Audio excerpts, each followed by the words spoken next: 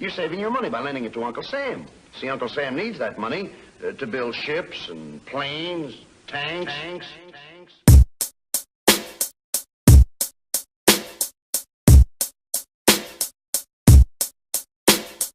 Ships and planes, tanks.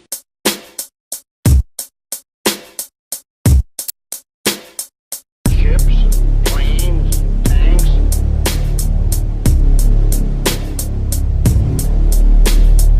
Ships and planes, tanks.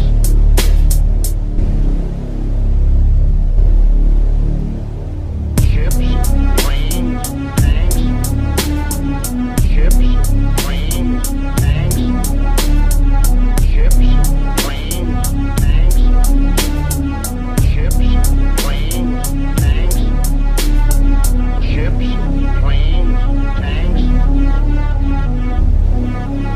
tanks.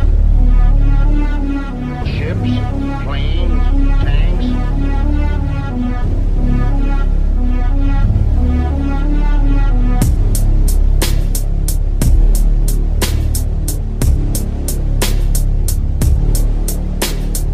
Paul's Cathedral was the pivot of the main fire.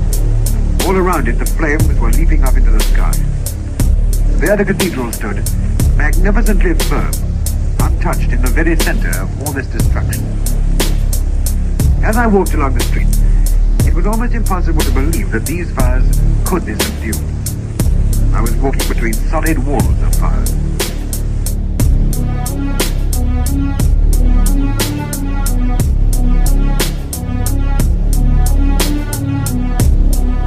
It was about dawn this morning that the first reports came in saying that German troops were crossing the frontier into Denmark. At the same time, attacks were being delivered from the sea on a number of Norway's biggest ports. The Oslo radio is still working and has announced that German troops have disembarked at Egersund on the south coast of Norway and that Kristiansand has been attacked and also bombed. Ships, planes, tanks.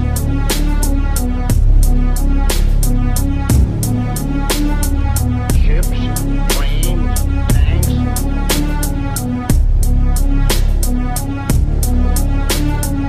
Ships, planes, tanks. Ships, planes, tanks.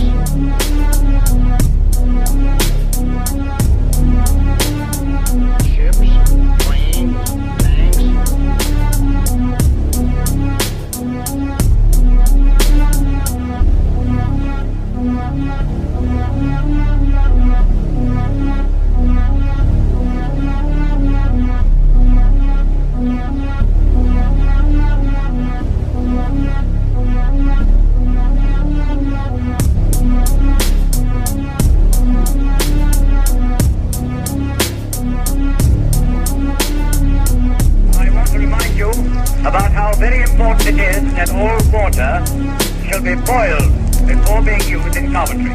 No matter where you get that water from, whether it's out of a tap or anywhere else, will you please see that it is boiled before it is used. Now secondly, another announcement from the Ministry of Health. Will you please make quite certain that you don't use any WCs or drains that are not working. Please dig a hole in your garden and get rid of the refuse there.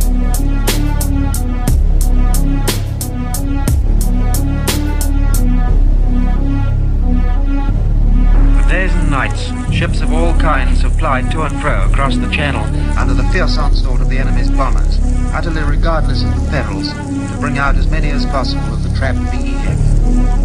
There was every kind of ship that I saw coming in this morning, and every one of them was crammed full of tired, battle-stained and blood-stained British soldiers. Soon after dawn this morning, I watched two warships steaming in, one listing heavily to port under the enormous load of men she carried on her decks. Ships, planes, tanks.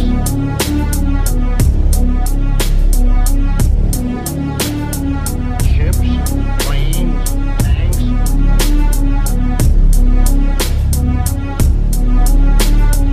Ships, planes, tanks.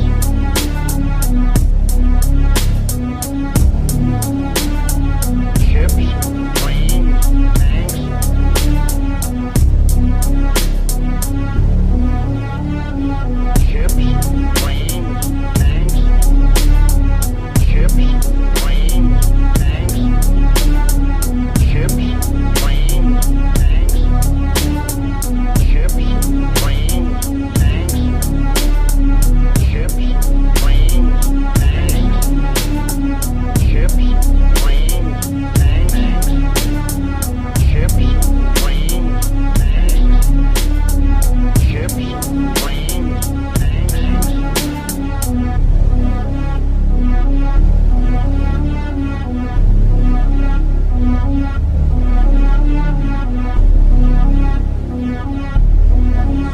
station, I watched the men climbing into the long waiting trains.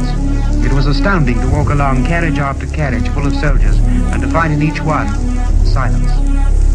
For most of the men were fast asleep where they sat. All the way along the line, the people of England stood at the level crossings and in the back gardens to wait for them. And so the men of the BEF came home.